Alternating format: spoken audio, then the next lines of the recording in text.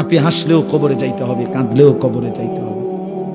রাজপ্রাসাদের ওই অট্টালিকাতে যে থাকে সেও একদিন মরে যাবে, জীর্ণ কুঠিরে কুড়ে ঘরে যে থাকে সেও মরে যাবে। জীবনে যে কোনোদিন সুখ দেখে নাই দুঃখের সাগরে, তারও মৃত্যু হবে। জীবনে যে কোনোদিন দুঃখ দেখে নাই সুখের সাগরে ভাসছিল, তারও মৃত্যু হবে, সেও মরে যাবে। কবর নিশ্চিত, কবর নিশ্চিত। অমিন ওয়ারাইহিম বারযাখুন ইলা ইয়াউমি ইউবআসুন। আল্লাহ তাআলা মৃত ব্যক্তিকে বলবে, বান্দা, কোরআন শরীফের আয়াত, এখন থেকে নিয়ে ইসরাফিলের ফুঁতে হাসরের ময়দানে উঠানো পর্যন্ত বারযাখ মানে কবরের জীবনে পড়ে থাকো। ভেবে দেখেন, ভেবে দেখেন, শুধু 1 মিনিট। আমিও ভাবি, আপনিও ভাবেন। হাদিসের মধ্যে আছে, মা বাইনান নাফখাতাইন 40। ইসরাফিল প্রথম ফু দিলে জমিনের সবকিছু মাটির নিচে চলে যাবে। দ্বিতীয় ফু দিলে মাটির নিচ থেকে আবার সবাই উঠে হাসরের ময়দানে দাঁড়াবে। তো নবীজি সাল্লাল্লাহু আলাইহি সাল্লাম বলছে, এই 2 ফুঁয়ের মাঝখানে ব্যবধান হবে 40। তো মুহাদ্দিসিনে কেরাম, ওলামায়ে কেরাম বলেন, কেউ কেউ এই 2 ফুঁয়ের মাঝখানে ব্যবধান হতে পারে 40,000 বছর। তাহলে ধরে নেন, সর্বশেষ যেই লোকটা কবরে গেছে, যদি তার কবরে আযাব হয়, তাহলে তার কবরের আযাব ভোগ করতে হবে 40,000 বছর। এবার বলেন তো, এখন যারা মরতেছে, এবার বলেন তো রাসূলুল্লাহ সাল্লাল্লাহু আলাইহি সাল্লামের জামানায় যারা মারা গেছে, এবার আরো পিছনে যান, ইব্রাহিম আলাইহিস সালামের জামানায় যারা মারা গেছে, এবার আরো পিছনে যান, নূহ আলাইহিস সালামের জামানায় যেই অবিশ্বাসী বেঈমানগুলো মারা গেছে, তারা আজকে কত বছর যাবত কবরে আযাব ভোগ করতেছে। বুঝছেননি আমার কথাটা? হ্যাঁ, কোরআন শরীফে আছে, ওমান আ'রাযা আন যিকরি ফাইন্না লাহু মাঈশাতান যানকা ওয়া নাহশুরুহু ইয়াওমাল কিয়ামাতি আ'মা। আল্লাহ বলেন, আমার স্মরণ থেকে যে মুখ ফিরায় নিল, আমার বন্দিগি, আমার ইবাদত, আমার হুকুম পালন, আমি তার জীবন করে দেব সংকীর্ণ এবং তার হাসরের ময়দানে উঠাবো অন্ধ। এই জীবন সংকীর্ণ করার একাধিক তাফসির, এর মধ্যে একটা তাফসির হলো এইটা যে আল্লাহ জীবন সংকীর্ণ করে দিবে, মানে তার কবরের মধ্যে তার কবরটাকে একেবারে সংকীর্ণ করে দিবে। আল্লাহ রসুল বলছে, নাফরমানের কবর রাইখা যখন ফেরেশতা চলে যাবে, কবর ডান পাশের মাটি তারে একটা চাপ দিবে বাম দিকে, বাম দিকের মাটি এক ডান দিকে। আল্লাহর কসম, ডান পাশের হাড্ডি পাঁজর ভাঙ্গা ডান দিকে বাম দিকে চলে যাবে, বাম দিকের হাড্ডি পাঁজর ভাঙ্গা। রাসূলুল্লাহ সাল্লাল্লাহু আলাইহি ওয়াসাল্লাম বলছে, বন্ধু দেখেন, হাত্তা তাখতালিফা আদলাউহু, এই 2 আঙ্গুল যেভাবে একটার ভিতরে ঢুকে গেছে, খোদার কসম, ডান পাশের হাড্ডি পাঁজর বাম পাশের হাড্ডি পাঁজর এইভাবে একটার ভিতরে ঢুকে যায়। এটার অর্থ এটা।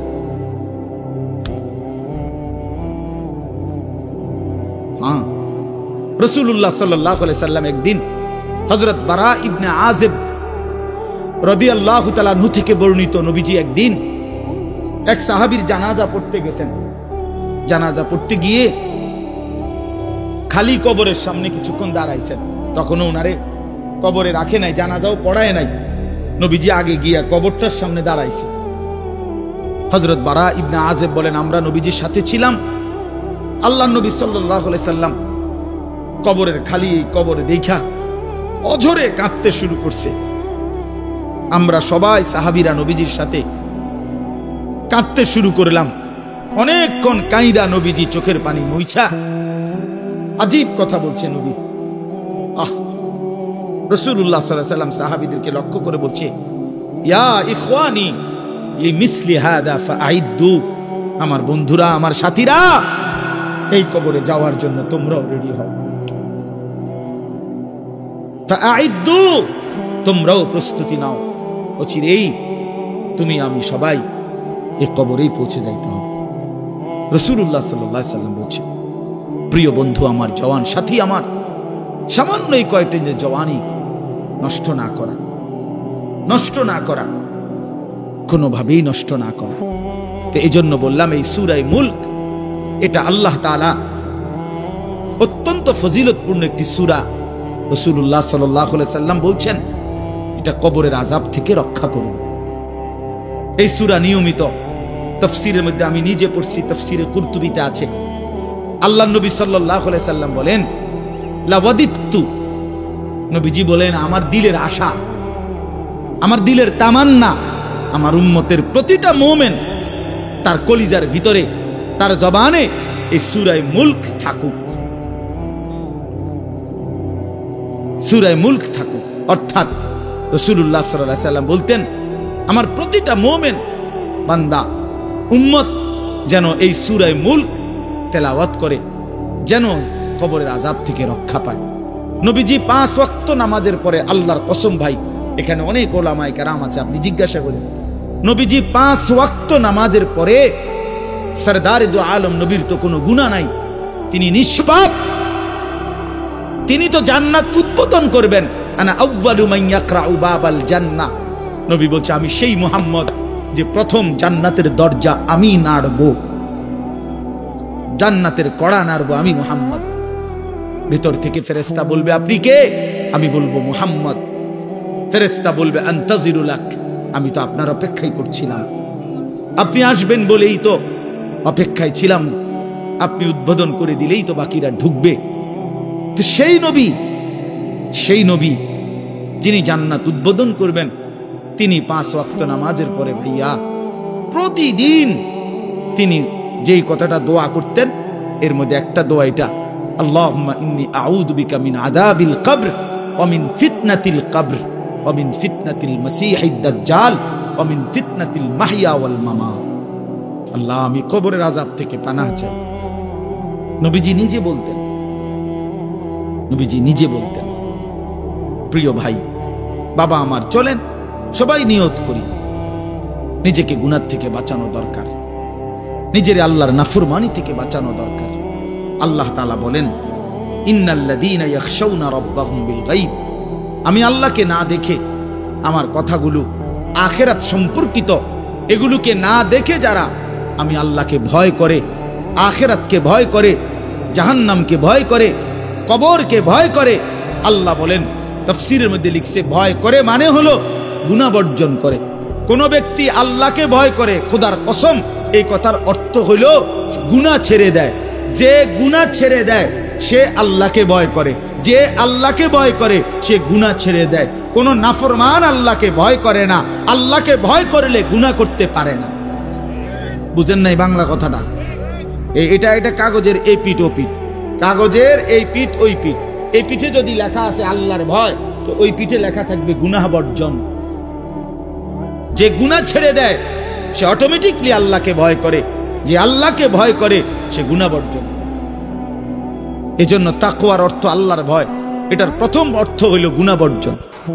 মান খাশিয়ার রহমান, আল্লাহকে ভয়, এটার প্রথম অর্থ গুনাহ বর্জন, গুনাহ বর্জন।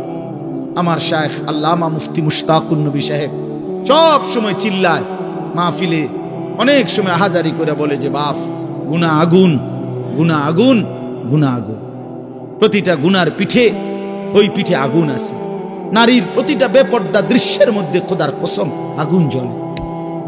ওই সিনেমার নর্তকীর শরীরে আগুন জ্বলে, ওই নায়িকার শরীরে আগুন জ্বলে, মোবাইলের ওই অস্থির ছবির মধ্যে আগুন জ্বলে, মদের আড্ডায় আগুন জ্বলে, জুয়ার আড্ডায় আগুন জ্বলে, সুদের টাকায় আগুন জ্বলে, ঘুষের টাকায় আগুন জ্বলে, বেপর্দা নারীর শরীরে আগুন জ্বলে।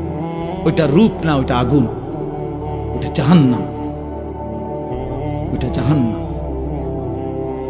আল্লাহ তাআলা বলেন, ইন্নাল্লাযীনা ইয়াখশাউনা রাব্বাহুম বিল গায়ব, আল্লাহ তাআলা বলেন আমার যে বান্দারা আমার আখিরাত, আমার জাহান্নাম, আমার পরকাল, আমার কবর, এই কথাগুলোকে ভয় করে, আমি আল্লাহকে ভয় করে, না দেখে আল্লাহ বলেন আমি ওয়াদা দিলাম, লাহুম মাগফিরাতুন ওয়া আজরুন কাবীর, আমি তাদের পেছনের সব গুনাহ মাফ করে দেব, আর আমার সবচেয়ে বড় পুরস্কার জান্নাত দিয়ে দেব।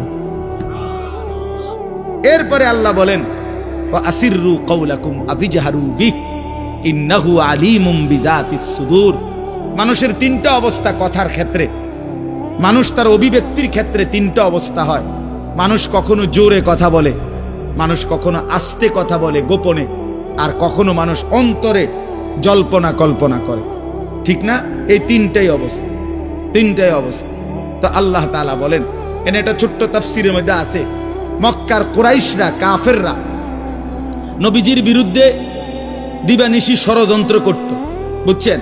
তো ষড়যন্ত্র করতে বইলে মাঝে মধ্যে এই বেকুবরা বইলে কইতো, আস্তে কো, আস্তে, এই আস্তে কো বেটা, আসিররু, আস্তে কথা বলো, কাই লা ইয়াসমা রাব্বা মুহাম্মদ, মুহাম্মদের খোদা যেন শুনতে না পায়। শুনলে কি অসুবিধা হইব? হেরাই বলতো, শুনলে জিবরাইলের কাছে কইয়ে দিব, হে আবার মুহাম্মদের কাছে এসে একবারে ফেঁসে পড়বে।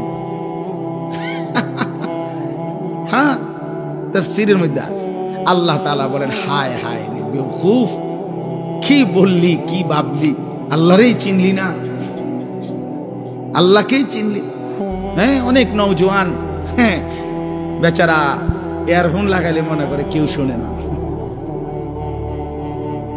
না ইয়ারফোন লাগাইলেছে আর কি, বুঝেন না, কানের মধ্যে দুইটা বল্টু লাগাইছে, খালাস, আর তো দুনিয়ার কেউ শুনে না। আরে না ফরমান, দুনিয়া কেউ শুনে না সেটা তো কথা না, আর শাজিমের মালিক তো শুনে। ওয়া আসিররু কাওলাকুম আবিজহারু বিহি, রব্বুল আলামিন বলেন, তোমরা যদি আস্তে কথা বলো, আবিজহারু বিহি, যদি জোরেও কথা বলো, ইন্নাহু আলিমুম বিদাতিস সুদূর, আল্লাহ বলে শুধু এই দুইটা না বান্দা, আস্তে বলো, জোরে বলো, অথবা অন্তরের ভিতরে যা লুকায়িত করো, আমি আল্লাহ সবটাই পুরাপুরি জানি। এরপরে শেষ অসাধারণ একটা যুক্তি আল্লাহ দেখাইছে, এই শেষ কথা আমার, আলা ইয়ালামু মান খালাক, আজীব কথা। আল্লাহ বলে, আচ্ছা বান্দা, তোমার আমি একটা কথা জিজ্ঞাই, তুমি আমার কথাটার উত্তর দাও। এদ্দুর কথা কি তুমি বুঝো না যে আলা ইয়ালামু মান খালাকা, যে সৃষ্টি করলো, যে বানাইলো, তিনি জানবে না, তিনি বুঝবে না, তিনি শুনবে না, এটা তুমি কেমনে ভাবলা? তুমি কও, তোমার বিবেকে কি? এতটি ভাত খাইয়া বুঝিয়ে কথাটা বুঝলা না, এতদিন দুনিয়ার থাইকে বুঝিয়ে কথাটা বুঝলা না। আলা ইয়ালামু মান খালাক, এই তৃতীয় আয়াত। আল্লাহ বলেন, যিনি সৃষ্টি করলেন তিনি জানবে না? যে কোম্পানি এটা বানাইছে সে জানে না এখান দিয়ে কথা বলে না, এন দিয়ে কথা বলে? কথা বলেন না কেন? তো যিনি সৃষ্টি করলেন আল্লাহ, আমরা কি করছি না করছি তিনি আমাদের কথা জানবেন না? কথা বলেন না, বলেন না, শুনেন তিনি? আল্লাহ শুনেন কিনা, দেখেন কিনা, জানেন কিনা? ওহুয়াল লতীফুল খবীর, আল্লাহ বলেন তিনি সূক্ষ্ম থেকে সূক্ষ্ম, বিন্দু থেকে বিন্দু সেটাও জানেন। খবীর, পুরা সৃষ্টির খবর একসাথে তিনি পূর্ণ রাখেন, পূর্ণ রাখেন। এজন্য দোস্ত আমার, রাত 2টা বাজে, নওজোয়ান মনে করছে চারিদিকে কেউ জেগে নাই, সবাই ঘুমায় গেছে, এজন্য সে মোবাইলের উলঙ্গ ছবি দেখছে। আল্লাহ ডাক দিয়া বলে, আনিস আমি আছি। মালিক ডাক দিয়া বলে, আলাম ইয়ালাম বিআন্নাল্লাহা ইয়ারা, তুমি কি এই ভেবেছো তুমি জানো না বান্দা, আমি যে সারাক্ষণ তোমাকে দেখি। আল্লাহ তাআলা রাতেও দেখে, দিনেও দেখে, একাকীও দেখে, প্রকাশ্যও দেখে, অন্ধকারেও দেখে, আলোতেও দেখে। 7 আসমানের উপরে কোনো ফেরেশতা হাঁটলেও মালিক দেখে, 7 তবক জমিনের নিচে কোনো পিঁপড়া হাঁটলেও মালিক দেখে। আটলান্টিক মহাসাগরের যে প্রাণী গভীর তলদেশে, আল্লাহ তাকেও দেখে। হিমালয়ের সুউচ্চ চূড়ায় যে প্রাণী, আল্লাহ তাকেও দেখে, তাকেও দেখে। ওয়ায়ালামু মা ফিল বাররি ওয়াল বাহর, জলে স্থলে যা আছে আল্লাহ বলেন সব তিনি জানেন। ওমা তাসকুতু মিন ওয়ারাকাতিন ইল্লা ইয়ালামুহা, একটা গাছের পাতাও যদি পড়ে আল্লাহ বলেন আমি তাও জানি। ওয়ালা হাববাতিন ফি যুলুমাতিল আরদ, মাটির তলদেশে যেই চারা দানা বীজ তোমরা রোপণ করছো, বপন করছো, আল্লাহ বলে কোন দানা কোন চারা আমি তাও জানি। ওয়ালা রাতবিন ওয়ালা ইয়াবিসিন, শুকনায় কি আছে ভিজাতে কি আছে আমি সব জানি। ইল্লা ফি কিতাবিম মুবিন, ওহ মালিক বলে শুধু জানি না রে বান্দা, আর আমি সব কিছু আমার তাকদীরে লৌহে মাহফুজের মধ্যে স্পষ্ট করে লিখে রাখছি, লিখে রাখছি, লিখে রেখেছি। অতএব বাপ আমার, বন্ধু আমার, দয়া করে মেহেরবানি করে এই মাহফিলগুলো আসলে আপনাদের কাছে কোনো 23 বছরের পুরা ইসলাম বুঝানো, একদিনে 1 ঘন্টা, এটা না। অর্থ হলো বিবেকটা জাগানো, অনুভূতিটা একটু জাগানো, ঠিক না? একটু যেন মানসিকতাটা বাড়ে, একটু মানসিকতাটা যেন পারে। দুনিয়া ভুলেন, আখেরাত ফিকির করে, আখেরাতের ফিকির করে, আখেরাতের ফিকির করে। যুবক ভাই, নিজের ক্ষতি করেন না। নওজোয়ান ভাই, নিজের ক্ষতি করেন। আল্লাহর ওয়াস্তে ভাইয়া, চরিত্রহীনতার এই জিন্দেগি সুখ দেয় না। কোনো পাপী সুখে নাই, কোনো হারামখোর, কোনো মদখোর, কোনো গাঁজাখোর, ফুট্টাখোর, বাবাখোর, ডাইলখোর, ইয়াবাখোর, একটা নাফরমান সুখে নাই, সুখে নাই। কোন বেপরদা নারী সুখে নাই। আমি চ্যালেঞ্জ করলাম, কোন হারামখোর, সুদখোর, গাঁজাখোর একটাও সুখে নাই, একটাও সুখে নাই, একটাও সুখে নাই। কোন নাফরমান সুখে থাকে না বন্ধু। সেজদাতে সুখ আছে, আল্লাহকে ডাকলে সুখ আছে, আল্লাহকে ডাকলে সুখ আছে, মালিকের সেজদায় সুখ আছে। এজন্য চলেন ইনশাআল্লাহ, নিয়ত করি আল্লাহকে ডাকবো ইনশাআল্লাহ। হারাম ছেড়ে দেই, আল্লাহর নাফরমানি ছেড়ে দেই। আল্লাহ আমাদের সবাইকে কবুল করে নেন। ফাজালাসা ফিহা ফাকাদ আওয়া ইলাল্লাহ। যে ব্যক্তি কোনো দ্বীনি মজলিসে ফাঁকা জায়গা দেখলো, অতঃপর নিজে পূরণ করে বসলো, রাসূলুল্লাহ সাল্লাল্লাহু আলাইহি ওয়াসাল্লাম বলেন, সে যেন আল্লাহ তাআলার ঠিকানায় পৌঁছে গেল। আল্লাহ তাআলা তাকে নিজের করে নিলেন, আল্লাহর ঠিকানায় গেল। এজন্য ফাঁকা জায়গা পূরণ করে বসা অনেক বড় নেকির একটা আমল। রাসূলুল্লাহ সাল্লাল্লাহু আলাইহি সাল্লামের মজলিসে একবার এরকম কেউ একজন বা দুইজন নবীজি আল্লাহর কথা বলতেছিলেন, তো দাঁড়ায়া আবার সাথে সাথে চলে গেছে পিছন থেকে। তো রাসূলুল্লাহ সাল্লাল্লাহু আলাইহি সাল্লাম বললেন, মান আ'রাযা আনিল্লাহ ফাল্লাহু আ'রাযা মিনহু। যে আল্লাহর থেকে মুখ ফিরায় নিল, তো আল্লাহ তাআলাও তার থেকে মুখ ফিরায় নিলেন। এজন্য দ্বীনি মজলিসের ক্ষেত্রে এটা বহুতই গুরুত্বপূর্ণ যে শতভাগ আদব, ছোট হোক মজলিস, 2 জন শুনুক আর 5 জন শুনুক, এটা কোনো বিষয় না। তো কোরআন সুন্নাহর এই ইলমের সাথে আদব জরুরি। এটা আমাদের যুগ যুগ ধরে ঐতিহ্য যে কোরআন সুন্নাহর ইলমের সাথে শতভাগ আদব, আখলাক, আন্তরিকতা, আগ্রহ, মনোযোগ জরুরি। এটা বহুতই গুরুত্বপূর্ণ। রাসূলুল্লাহ সাল্লাল্লাহু আলাইহি ওয়াসাল্লাম বলেন, আল্লামানি রব্বি ফাআহসানা তা'লিমি ওয়া আদ্দাবানি রব্বি ফাআহসানা তা'দীবি। নবীজি সাল্লাল্লাহু আলাইহি সাল্লাম বলেন যে আল্লাহ তাআলা আমাকে সর্বোত্তম ইলম শিখিয়েছেন এবং আল্লাহ তাআলাই আমাকে সর্বোত্তম আদব শিখিয়েছেন। বলে ইলম এবং আদব একসাথে রাসূলুল্লাহ সাল্লাল্লাহু আলাইহি সাল্লাম বলেছেন। এই জন্য দেখবেন আমাদের মাদ্রাসাগুলোতে যুগ যুগ ধরে আমরা 6 বছরের বাচ্চাকেও আপনার অজুবিহীন পড়তে দেই না। সমস্ত পড়ালেখা বাচ্চা পাক পবিত্র থাইকা অজু অবস্থায় পড়ে। অসংখ্য প্রতিষ্ঠান এমন যাদের এই ব্যাপারে কোনো আলাদা কোনো গুরুত্ব নেই। ছেলে পেশাব করে পানি নেয় বা না নেয়, এটা নিয়ে তাদের কোনো মাথা ব্যথা নেই।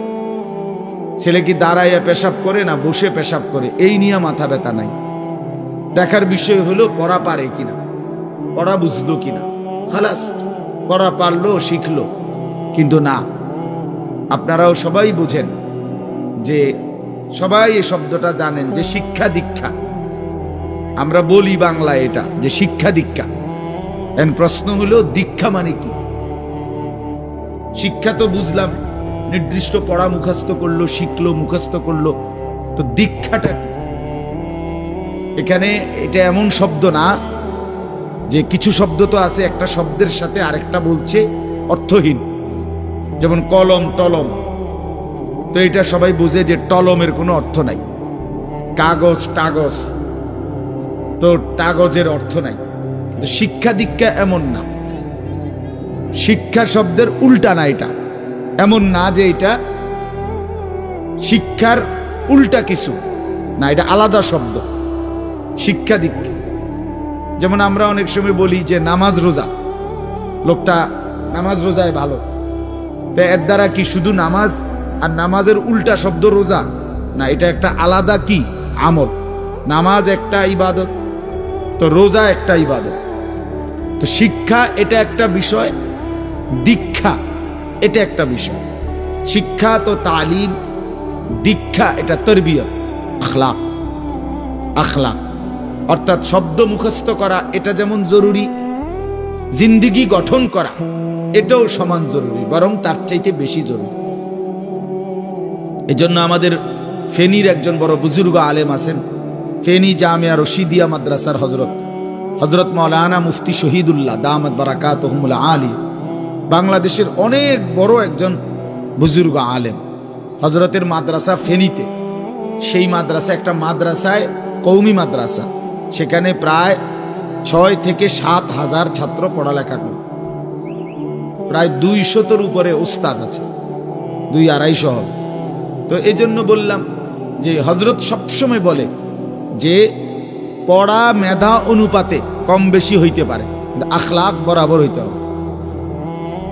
আখলাক, ছাত্র মেধাগত যোগ্যতার কারণে কেউ রুল নাম্বার 1, কেউ রুল নাম্বার 10, কিন্তু আদব আখলাক বরাবর বরাবর হওয়া চাই।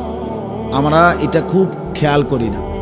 আজকে সবাই মনে করে বাচ্চার পড়ালেখা হচ্ছে, ঠিক আছে, পড়তেছে, যাইতেছে, আসতেছে, ছেলেটা পড়তেছে, রেজাল্ট আসছে, কিন্তু আখলাক কোথায়? যে ছেলেটা কখনোই প্রস্রাব করে টয়লেট পেপার ব্যবহার করে না, দাঁড়িয়ে বসে প্রস্রাব করার ক্ষেত্রে কোনো পার্থক্য করে না, তো তার আখলাক, তার জীবন গঠন হইল কই? শব্দ না মুখস্থ হইল? শব্দ না মুখস্থ হইল? যে ছেলেটা তার মোবাইলের মধ্যে রাত দিন নাচ গান, ছবি, জিনা ব্যভিচারের দৃশ্য, অথবা শুধু শুধু অনর্থক মোবাইলটা টিপলো, তো পড়া তো মুখস্থ করলো, কিন্তু আখলাক কই হইল? আখলাক কই হইল? 3 বছরের বাচ্চার হাতে মোবাইল দিয়ে দিছে, 2 বছরের বাচ্চার হাতে অভিভাবক মোবাইল দিয়ে দিছে, মানে খামখেয়ালির এক জিন্দিগি। এক সন্তান গঠন কিভাবে করতে হয় মুসলমান তাও জানে না, তাও জানে না। বাচ্চাকে টেলিভিশনের হাতে তুলে দিছে, টেলিভিশন দেখে দেখে শেখো। বাচ্চাতে সমবয়সীদের হাতে তুলে দিছে, যে সমবয়সী বন্ধুদের সাথে আড্ডা দিতে দিতে যা শেখো শেখো। এটা কখনোই কি না, নিয়ম না। রাসূলুল্লাহ সাল্লাল্লাহু আলাইহি ওয়াসাল্লাম বলছেন, কুল্লু মাউলুদিন ইউলাদু আলাল ফিতরা, প্রত্যেকটি মানব সন্তান আল্লাহকে মানার শতভাগ যোগ্যতা নিয়ে পৃথিবীতে ভূমিষ্ঠ হয়। কোরআন শরীফে আল্লাহ তাআলা বলছেন, ফিতরাতাল্লাহিল্লাতী ফাতারান নাসা আলাইহা, কোরআনের আয়াত। আল্লাহ তাআলা বলেন, দিন মানার পুরা যোগ্যতা দিয়েই আমি আল্লাহ মানুষকে সৃষ্টি করেছি। আল্লাহ তাআলা এমন একটি হুকুম করে নাই, এমন একটা বিষয় নিষেধ করে নাই যা পালন করার যোগ্যতা কিংবা বর্জন করার যোগ্যতা আল্লাহর বান্দার শরীরের মধ্যে নাই, এমন কোনো বিধান নেই। আমার মধ্যে রুকু করার যোগ্যতাই নাই, অথচ আমারে রুকু করতে বলছে, অথচ আমার কোমর বাঁকা হয় না, বিষয়টা এমন না। আমি সেজদাই দিতে পারি না, আমার হাঁটুও বাঁকা হয় না, কনুইও বাঁকা হয় না, কোমরও বাঁকা হয় না, অথচ আল্লাহ আমারে বললেন সেজদা দিতে। বিষয়টা কি এমন? কথা বুঝছেননি আমার কথা? আমারে বানাইলেন তাল গাছ, আমারে বলতেছেন সেজদা দিতে। এইটা বললে না জুলুম হইতো? এটা বললে না জুলুম হইতো? কিন্তু আল্লাহ তাআলা যতগুলো হুকুম করেছেন, যতগুলো নিষেধ করেছেন, প্রতিটা হুকুম পালন করা, প্রতিটা নিষেধ বর্জন করার 100 যোগ্যতা আল্লাহ তাআলা বান্দার শরীরের মধ্যে দিয়েছে। কোরআনুল কারীমের মধ্যে আছে, আল্লাহ তাআলা বলেন, বান্দা আমি তোমাকে বানিয়েছি নাবতালিহি, পরীক্ষা করার জন্য, আর পরীক্ষায় উত্তীর্ণ করার উপযোগী। ফাজআলনাহু সামিআন বাসীরা, আমি আল্লাহই তোমাকে শুনবার জন্য কান দিয়েছি, দেখবার জন্য চোখ দিয়েছি। তাফসীরের মধ্যে লিখছে, অর্থ হইল আমাকে মানবার পুরা যোগ্যতা সম্পূর্ণ শরীর দিয়েছি। ওযু, গোসল, নামাজ, রোজা, হালাল হারাম, পাক নাফাক সবকিছু বান্দা পালন করতে পারবে এমন যোগ্যতা দিয়ে তারে মানুষ বানাইছে। মানুষ হইবার পরে, মুসলমান হওয়ার পরে কেউ যদি বলে আল্লাহর এই হুকুম পালন করা আমার পক্ষে সম্ভব না, তাহলে এটা হইতে পারে তুমি ছাগল, মানুষ না। তুমি গরু ছাগল ছাড়া আর কিছু না, তুমি মূলত হাইওয়ান। ইনসান হইলে পারতা, তুমি যদি মানুষ হইতা তো ঠিকই পারতা, তুমি যদি মানুষ হইতা তো পারতা। মূলত তুমি নিজের মানুষ এই পরিচয় ভুলে গেছো। তো এই জন্য বাপ আল্লাহ নবী সাল্লাল্লাহু আলাইহি সাল্লাম বলেন, ফাআবাওয়াহু ইউহাফিদানিহি আও ইউনাসসিরানিহি আও ইউমাজ্জিসানিহি। মা বাপ সন্তানকে ইহুদি বানিয়ে দেয়, অথবা খ্রিস্টান বানিয়ে দেয়, অথবা অগ্নি পূজক বানিয়ে দেয়। সরাসরি হাদিস। বাবা মা নষ্ট করে দেয় সন্তান। রাসূলুল্লাহ সাল্লাল্লাহু আলাইহি সাল্লাম বলছেন, বাবা মা 3 বছরের বাচ্চাটা ছোট্টবেলা থেকেই ঘরে টেলিভিশন দেখে, রঙিন সিনেমা দেখে, নাটক সিনেমা দেখে, তারে এটা শিখাইবার ক্ষেত্রে কে ব্যবস্থা করে দিল? তার মা বাপ। এ তো 3 বছরের বাচ্চা বাজার থেকে কিনে আনে নাই, টেলিভিশনে এত বড় এটা তো বাচ্চাটা আনে নাই, এটা তো তার অভিভাবক আছে। এই 3 বছরের বাচ্চাটারে কার্টুন দেখার জন্য, গেমস খেলার জন্য এত বড় মোবাইলটা, এটা তো তার বাবাই দিছে, অথবা তার মা, তার দুলা ভাই, তার বড় ভাই, তার চাচা, এমন কেউ একজন তার হাতে তুলে দিছে। এজন্য আমি সবসময় বলি, যেই মা বাপ অভিভাবক সন্তানের, অপ্রাপ্ত বয়স্ক সন্তানের হাতে এই বড় মোবাইলগুলো তুলে দেয়, এই মা বাবার চাইতে বড় জালেম আর কেউ নেই। ওরা নিজ হাতে সন্তানকে গলা টিপে হত্যা করে ফেলে, ধ্বংস করে দিল, বরবাদ করে দিল, বরবাদ করে দিস। অসংখ্য অভিভাবক আমাদেরকেও তো বলে, বাচ্চা হুজুর খায় না, ঘুমায় না, বাচ্চা মোবাইল না দেখতে না দিলে খায়ও না, ঘুমায়ও না, কান্দে, শুধু কান্দে কান্দে। তার এই বদ অভ্যাস কে বানায়? আর দ্বিতীয় কথা হইলো, কান্দলে কি হয়েছে? কোন বাচ্চা যদি কান্দে, তো কান্দলে কি মরে যায় মানুষ? তো এই যে কান্দুক, কান্দলে কি হয়েছে? কানতে কানতে সে একসময় থেমে যাবে।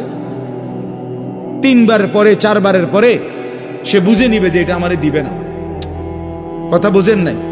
কাঁদতে কাঁদতে নলে 3 বার কাঁদলো, 4 বার কাঁদলো, 10 বার কাঁদলো, একটা পর্যায়ে সে বুঝবে যে এটা আর আমারে দিবে না, এটা আমারে দিবে না। এই জন্য বাপ আমার এটা খেয়াল করা চাই। আমি এই কথাটা শুরু করছি এই কথার থেকে, যে কোরআন সুন্নাহর ইলমের জন্য আদব জরুরি। এক তো আপনি শুনলেন প্রতি সপ্তাহে জুমার বয়ান হয়, ইমাম সাহেব কইতে পারবো, ইমাম সাহেব কি কয়, আমনে আমনের মতো, হুজুর হুজুরের মতো না। এই শুধু এতটুকুর জন্য আসা যাওয়া, আল্লাহর কথা শোনা, যে কি শুনলাম কিছুই বুঝলাম না, নিজের জন্য কিছুই গ্রহণ করলাম না, এটা ইনসাফ না। আল্লাহর কোরআন জিন্দেগি বদলাবার জন্য, আমাদের জীবনের পরিবর্তনের জন্য আসছে, পরিবর্তনের জন্য। কোরআনুল কারীমের প্রতি অক্ষর নূর, কোরআনুল কারীমের প্রতি অক্ষর হুদান, হেদায়েত, কোরআনুল কারীমের প্রতি অক্ষর মাউইজা, উপদেশ, কোরআনুল কারীমের প্রতি অক্ষর বুশরা, সুসংবাদ, কোরআনুল কারীমের প্রতি অক্ষর বাসায়ের, অন্তর্দৃষ্টি সম্পূর্ণ জ্ঞান, কোরআনুল কারীমের প্রতি অক্ষর আহসানাল হাদিস, সর্বশ্রেষ্ঠ কথা, কোরআনুল কারীমের প্রতি শব্দ মুতাশাবিহান, সাদৃশ্যপূর্ণ, কোরআনুল কারীমের প্রতি শব্দ মাসানি, বারবার তেলাওয়াতকৃত, পাঠকৃত। কোরআনুল কারীমের অসংখ্য বৈশিষ্ট্য আল্লাহ তাআলা কোরআনে উল্লেখ করেছেন। মা ফাররাতনা ফিল কিতাবে মিন শাই, আল্লাহ বলেন একটা বিষয়ের আলোচনা আমি বাদ দেই নাই কোরআনের মধ্যে।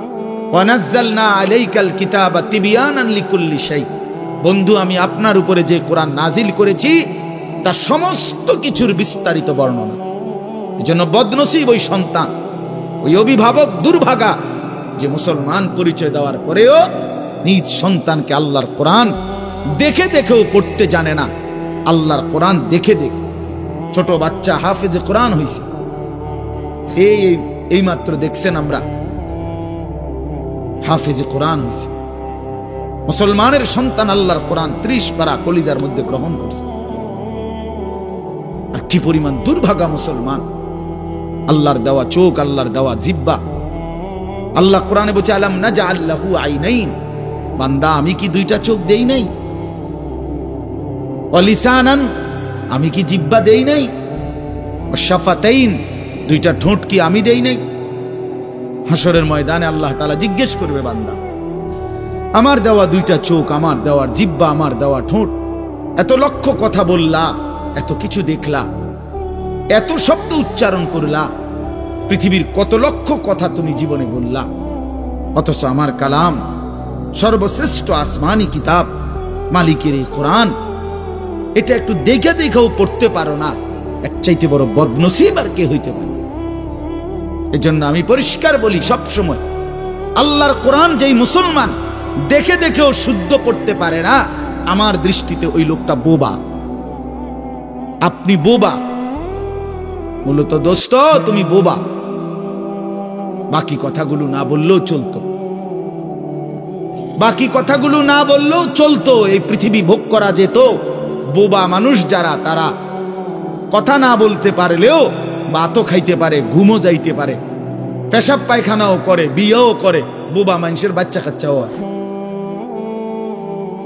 এরকম দেখছেননি কখনো? না, কথা বলেন না কেন? তাহলে বোবায়ও তো পৃথিবী ভোগ করে। তাইলে বোঝা গেল দুনিয়ার এই ভাত মাছ বিয়া বউ, দুনিয়ার এই যৌন চাহিদা পূরণ আর পেশাব পায়খানার ঘুম, এটুকুর জন্য কথা না বললেও চলতো, অন্ধ হইলেও চলতো, অন্ধ হইলেও চলতো, চোখে না দেখলেও কত মানুষ পৃথিবী ভোগ করতেছে।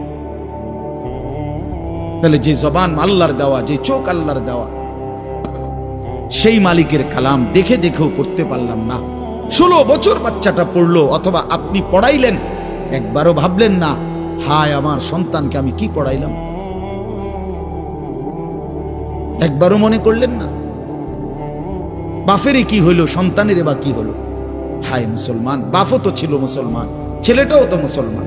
না বাফের একবার মনে পড়লো, না ছেলের একবার মনে পড়লো, না মায়ের একবার মনে পড়লো, না ছেলেটার একবার মনে পড়লো যে আমার মালিকের কোরআন পড়তে পারি না। পৃথিবীর কত পড়া, দরকারি বেদরকারি মিলাইয়া, পৃথিবীর বাকি সমস্ত পড়ালেখার মধ্যে প্রয়োজনীয় অপ্রয়োজনীয় কথার মিশ্রণ। কিছু কথা দরকারি আছে, কিছু কথা বেদরকারি আছে। সমস্ত বাংলা বইয়ের মধ্যে দরকারি কথাও আছে, বেদরকারি কথাও আছে। ইংরেজি বইয়ের মধ্যে দরকারি কথাও আছে, বেদরকারি কথাও আছে। কথা বলেন?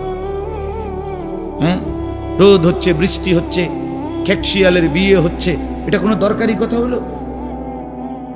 এটা কিছু শিখার কিছু? এটা হাট্টিমা টিম টিম তারা মাঠে পারে ডিম, এটা কি? এটা কোনো শিখার কিছু? হ্যাঁ, আগডুম বাগডুম গোড়া ডুম সাজে, আগডুম কি বাগডুম কি?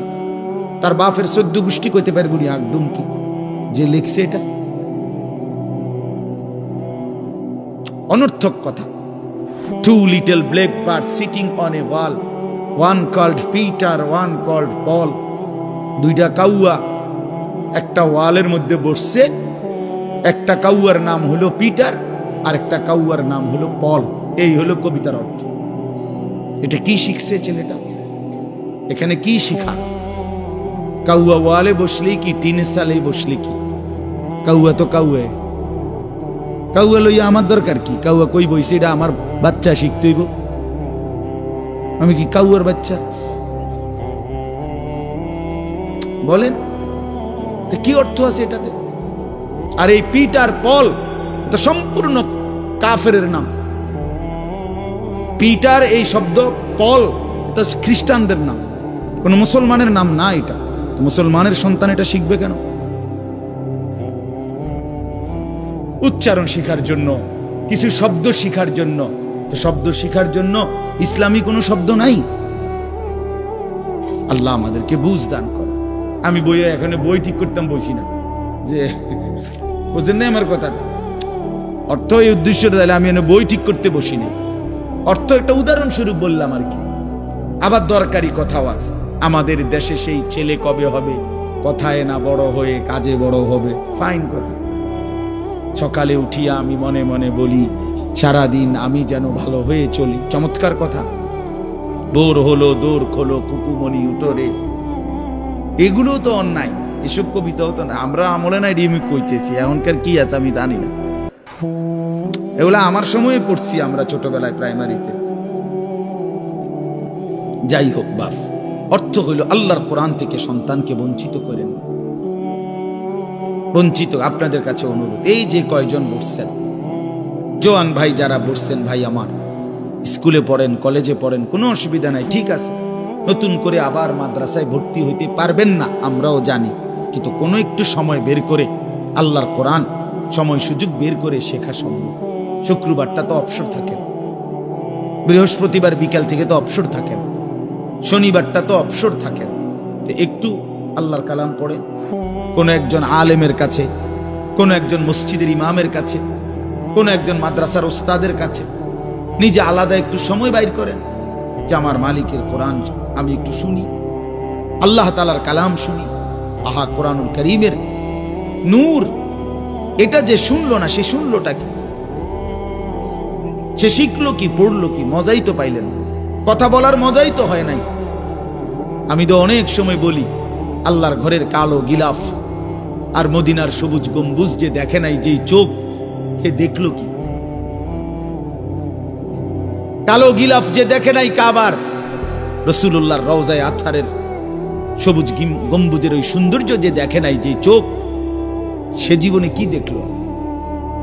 আমার একবার মক্কা শরীফ এক লোক উমরার সময়, বাংলাদেশি এক লোক দৌড়াইয়া আমার আয়েশা জড়াইয়া ধরছে, ধরাইয়া কাঁদা দিছে, বলছে হুজুর আমি আপনার এক কথার কারণে হজে আসছি, উমরায় আসছি। আমি বললাম মানে? এই কথাই তো আমি এটা শুনছিও, আজ আপনি বলছেন যে এই চোখ কাবার কালো গিলাফ দেখে নাই, রাসূলুল্লাহ সাল্লাল্লাহু আলাইহি সাল্লামের রওজায়ে আতহারের সবুজ গম্বুজ দেখে নাই, সে দেখলো কি? আর এটা আমার দিলে লাগছে যে হ্যাঁ ঠিকই তো, আমি আর কি দেখলাম? তো যেই জবান আল্লাহর নামে নিতে জানে না, মালিকের কোরআনই পড়তে জানে না, তুমি পড়লা কি মিয়া? তুমি কি গোড়ার ঘাস কাটলা মিয়া? বাকি সবগুলো পড়া না হলেও দুনিয়া চলতো মিয়া। মূর্খ বকলম, নাম দস্তখত করতে জানে না, টিপসই দেয় এমন হাজারো মানুষ দুনিয়া ভোগ করতেছে। বাড়ি গাড়ি, নেতাগিরি, মাতবরি, ক্ষমতা, দালান, বিল্ডিং, সবটা দুনিয়া ভোগ করছে, অথচ নামটাও সই দিতে জানে না। এমন নাই? বলেন না এমন নাই? তো সে কোন যোগ্যতায় দুনিয়া ভোগ করছে? সে কিভাবে দুনিয়া ভোগ করতেছে? যদি বলেন সে সমাজে তার কোনো মান সম্মানে, আরে না মিয়া, বহুত নেতাদের মাতবর সমাজের, সে তো মূর্খ, টাকার জোরে ক্ষমতা দেখাচ্ছে, এমন মানুষ নাই? তো তাইলে এই জন্য বাপ আবারও অনুরোধ করছি আমি, অর্থ হইল অপমান করা না, জেনারেল শিক্ষা নিষেধ করা না। আমি তো কুমিল্লা ভিক্টোরিয়া কলেজ থেকে মাস্টার্স পাশ করছি, সায়েন্স বিজ্ঞান বিভাগ থেকে দাখিল পাশ করছি। এর মানে এটা বাদ দিতে বলতেছি না, বাদ তো আমি দিছি না, বাদ আপনি দিছেন। কথা বুঝেন নাই? বাদ আপনি দিছেন, আল্লাহর কোরআন বাদ দিছেন, রাসূলুল্লাহ সাল্লাল্লাহু আলাইহি সাল্লামের সুন্নাহ বাদ দিছেন। এতগুলো পড়ছেন, ধন্যবাদ আপনাকে। এটা পড়লেন না কেন? এতগুলো শিখতে পারলেন, এত লক্ষ টাকা খরচ করতে পারলেন, 4 বছরের মেডিকেলের জন্য, 6 বছরের মেডিকেলের জন্য এক বাপ তার ছেলেটার জন্য, মেয়েটার জন্য কত লক্ষ টাকা খরচ করছে, তার কোনো কুল কিনারা আছে মিয়া? তো আপনি পড়ান, কোনো অসুবিধা নাই, কিন্তু আপনি আপনার বাচ্চাটাকে আল্লাহর কোরআন থেকে বঞ্চিত করলেন কেন? নামাজ থেকে বঞ্চিত করলেন কেন? 2টা সূরা পড়তে জানে না, একটা আত্তাহিয়াতু শুদ্ধ করে বলতে পারে না, একটা দোয়ায়ে কুনুত পড়তে জানে না। একজন মুসলমান বেটা, 40 বছর বয়স, লজ্জা থাকা উচিত বেটা, ওই বেটা শরম থাকা উচিত বেটা। কার জমিন খাইতেছো, কার আসমান ভোগ করছো, কার দুনিয়া ভোগ করতেছো? এত বড় মালিকের আসমান ও জমিন ভোগ করে সেই মালিকের সেজদাটাও ঠিক মতো দিতে জানে না, সেই মালিকের নামটাও পড়তে পারে না। এর চাইতে লজ্জার কি হইতে পারে বলেন বাবা? অপমান কি হইতে পারে? আল্লাহ আমাদেরকে বিবেক দান করেন, আল্লাহ আমাদেরকে বিবেক দান করেন। বিবেক থাকা চাই, বিবেক থাকা চাই। কোরআনুল কারীমের মধ্যে আছে, আল্লাহ তাআলা বলছে, একটা সাংঘাতিক কথা আছে কোরআন শরীফে, ফাবিআইয়ি হাদিসিন বা'দাহু ইউমিনুন। আমার দিল নড়ে কোরআনের এই আয়াত শুনলে, কলিজা শুদ্ধা কাঁইপা ওঠে। আল্লাহ তাআলা কোরআনে বলছেন, এই 29 পারার মধ্যেই আছে, সূরা মুরসালাতের মধ্যে আল্লাহ তাআলা বলে, বান্দা 23 বছরে আমি আমার রাসূলের কাছে এই সর্বশ্রেষ্ঠ কিতাব নাজিল করলাম, আমার সবচেয়ে শ্রেষ্ঠতম কথাগুলো আমি তোমাদের জন্য দিলাম। বান্দা, এর চাইতে আর দামি কোন কথা বললে তোমরা আমার কথা মানতে? বুঝেন নাই? ফাবিআইয়ি হাদিস, আল্লাহ বলছে, বান্দা এরপরে আর কি বললে, এর চাইতে দামি কথা আর কোনটা বললে, আর কোন কিতাব নাজিল করলে, আর কেমনে বললে? ফাবিআইয়ি হাদিসিন বাদাহু ইউমিনুন, আর কিভাবে বললে বান্দা ঈমান আনতা, বিশ্বাস করতা? আকিমুস সালাহ, আকিমুস সালাহ 80 বারের চাইতে বেশি বলছি আমার কোরআনে, আর কতবার বললে আমারে সিজদা দিবে? ইত্তাকুল্লাহ, ইত্তাকুল্লাহ বারবার বলেছি, আল্লাহকে ভয় করো, আর কতবার বললে বান্দা আমারে ভয় করতে? কতবার বলছি? আল্লাহ বলবেন। রাসূলুল্লাহ সাল্লাল্লাহু আলাইহি সাল্লাম, বাপ আমার, বন্ধু আমার, নওজোয়ান সাথী আমার, মনে রাখবেন, বিশ্বাস করেন, রাসূলুল্লাহ সাল্লাল্লাহু আলাইহি সাল্লাম হাশরের ময়দানে অসংখ্য উম্মতকে জিজ্ঞেস করবে, এই আমলনামা যখন দেখবে, প্রত্যেকটা উম্মত তার নিজ নিজ আমলনামা রাসূলুল্লাহ সাল্লাল্লাহু আলাইহি সাল্লাম দেখবেন। এই আমলনামা দেখে নবী জিজ্ঞেস করবে, উম্মত 23টা বছর একটানা আমি কেঁদেছি, উম্মত 23 বছর তোদের জন্য আমি কেঁদেছিলাম। এমনও রাত গেছে, সারা রাত উম্মতের জন্য আমি কেঁদেছি, সারা রাত দোয়া করছি উম্মতের জন্য। তায়েফের পাথরের আঘাতে পিঠ চালনির মতো ছিদ্র বানায় ফেলছি, পেটের কষ্টে, ক্ষুধার কষ্টে 14 দিনের চাইতে বেশি পেটে 2টা পাথর বাইদা ক্ষুধার কষ্ট হজম করছি। উহুদের দান দান শহীদ করা রক্তে আমি বেহুশ হয়ে আমি পড়েছিলাম। সেই নবী আমি আর কত কাঁদলে, আর কত রক্ত ঝরাইলে উম্মত তুমি আমার কথা মনে করতা? তুমি আমার কথা ভাবতা? আল্লাহ নবী সাল্লাল্লাহু আলাইহি ওয়াসাল্লাম যখন এটা জিজ্ঞেস করবেন, তখন কি জবাব হবে? বাপ বলেন, ইনসাফের কথা বলেন। কি মনে করছেন? সুপারিশ? হাশরের ময়দানের সুপারিশ মানে কি? মুখে বিড়ি, সিগারেট, চেহারায় রাসূলুল্লাহ সাল্লাল্লাহু আলাইহি ওয়াসাল্লামের সুন্নাত নাই, 50 বছর ধরে সুদের লেনদেন, কোনদিন 5 ওয়াক্ত নামাজ আদায় করেন নাই, স্ত্রী বেপর্দা, ঘরের মধ্যে প্রতিদিন রঙিন টেলিভিশন চলতেছে, এই অবস্থায় কবরে যাইবেন, আর হাশরের ময়দানে দাঁড়াইলেই নবীজি সুপারিশ করে আপনারে বেহেশত দিয়ে দিবেন। বিষয়টা মামুর বাড়ি না, বিষয়টা মামুর বাড়ি মনে করছেন আপনি? এটাকে কি মনে করলেন আপনারা? রাসূলুল্লাহ সাল্লাল্লাহু আলাইহি সাল্লাম সুপারিশ করবেন, এর কোনো নিয়ম কানুন নাই, কোনো বিধি নিষেধ নাই, আইন কানুন নাই। হাউজে কাউসারের পানি, এটা কি 10 টাকার পানির বোতল মনে করছেন? রাসূলুল্লাহ সাল্লাল্লাহু আলাইহি সাল্লাম বলেন, এক ঢোক পানি পান করলে আর কোনদিন বান্দা তৃষ্ণার্ত হবে না। এতটা আজিমুস শান দামি, এমনি এমনি দিয়ে দিবেন? এটা এমনি এমনি দিয়ে দিবেন? দয়া করে ভাবতে শিখেন, নিজের ভালো বোঝেন, নিজের ভালো, নিজের ভালো। আমি যে সূরাটা পড়ছি, এই সূরাটার নাম হলো সূরা মুলক, 29 নম্বর পারা, কোরআনুল কারীমের 67 নম্বর সূরা। এই সূরাটার নাম হচ্ছে সূরা মুলক। এই সূরার 3টি আয়াত, 12, 13, 14, এই 3টি আয়াত আমি আপনাদের সামনে, এটা রাখতে কষ্ট,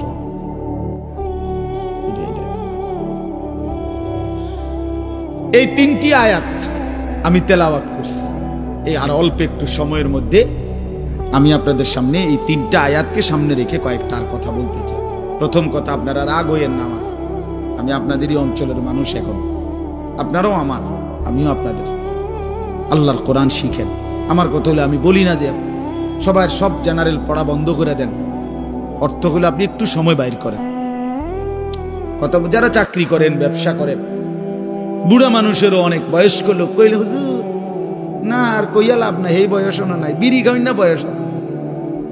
হ্যাঁ মাশাআল্লাহ, বিড়ি খাইতে কইলে চা দোয়ানে গপ মারুন না, বয়স ঠিকই রয়েছে অন। হ্যাঁ এখনো টেলিভিশন 3 ঘন্টা চাইতে কইলে মাশাআল্লাহ কাকুর শরীরে বল আছে। মানুষের বেডির নাচ দেখবো, এতে কোনো লজ্জা শরম নাই। দুনিয়া ভোগ করতে বললে ভাত খাইছে মাত্র, এখন যদি বলেন আবার আপেল খাইবেন নি, হদ পেঁয়াজু খাইবেন নি, চা দোকানে গেছে আর আবার খাবে। দুনিয়া পুরাটা ভোগ করবে, 90 বছরও দুনিয়া ফুরায় না, 90 বছরও আখেরাত মনে পড়ে না। আফসোসের ব্যাপার মিয়া। আল্লাহ বলছে কোরআনে, আলাম ইয়ানি লিল্লাযীনা আমানু আন তাখশা কুলুবুহুম লিযিকরিল্লাহ। এই আমার ইমানদার বান্দা, আমায় আল্লাহর ভয়ে, আমার স্মরণের জন্য, আমার বন্দিগির জন্য তোমার দিলটা নরম হওয়ার সময় আজও কি হয়নি বান্দা? 365 দিনে খোদার একটা বছরে যে কোনো দিন ফজরের নামাজ পড়লা না যুবক, তোমারে যেন আল্লাহ ডেকে বলে, হায় বান্দা তাহলে কি আর কোনো দিন নামাজ পড়বা না? 30 বছর ধরে যে কোনো দিন সুদের লেনদেন ছাড়লেন না, হারাম রোজগার করেই গেলেন, আল্লাহ তাআলা যেন ডেকে বলে, বান্দা তাহলে এই নাফরমানি কি আর কোনোদিন ছাড়বা না বান্দা? সিদ্ধান্ত নিয়ে ফেলছো তাইলে আজীবন সুদের উপরেই থাকবা, আজীবন মিথ্যার উপরেই থাকবা। তাহলে কি বান্দাই ফয়সালা নিয়ে ফেলছো আজীবন কাস্টমার ঠকাইয়েই যাইবা, ওজনে কমই দিয়ে যাবা? তাহলে কি এই ফয়সালা নিয়ে নিছো তোমার বিবি আজীবন বেপরদাই থাকবে? তোমার ঘরে অহরহ প্রতিনিয়ত রঙিন টেলিভিশন চলবে নিয়মিত, এই ফয়সালা তোমার? ঠিক আছে বান্দা, কুলু ওয়া তামাত্তাউ কালিলান ইন্নাকুম মুজরিমুন। কোরআন শরীফের আয়াত। আল্লাহ বলছে, নাফরমান বান্দা খাও, দুনিয়া ভোগ করো কিছুক্ষণের জন্য, শুধু মনে রেখো ইন্নাকুম মুজরিমুন, তুমি কিন্তু পাপী। এই কথাটা শুধু মনে রাখো, বাকিটা পরে হইব, ভাত খাও। হ্যাঁ হ্যাঁ, কোরআন শরীফের আয়াত এটা। কুলু ওয়া তামাত্তাউ কালিলান ইন্নাকুম মুজরিমুন। আল্লাহ যেন বলে 8টার সময় যেই নাফরমান নাস্তা খাইতে বসে, আল্লাহ বলে, বান্দা খা, কোনো অসুবিধা নাই, শুধু মনে রাখিস বেঈমান ফজরের নামাজ পড়ো নাই। কথাখান শুধু মনে রাখো, পরে হইব অন খাও। রাত 10টা বাজে যেই নাফরমান ভাত খাইতে বসছে, আল্লাহ তাআলা যেন ডাক দিয়ে বলছে, বেঈমান খা, ভাত খা, খানা আমি আটকাইতাম না, শুধু মনে রাখিস এশার নামাজ পড়স নাই, ভাত খা বেঈমান। খানা আটকাবো না, খানা আমি জন্তু জানোয়ারও খাওয়াই, তোরে খাওয়াবো না কেন?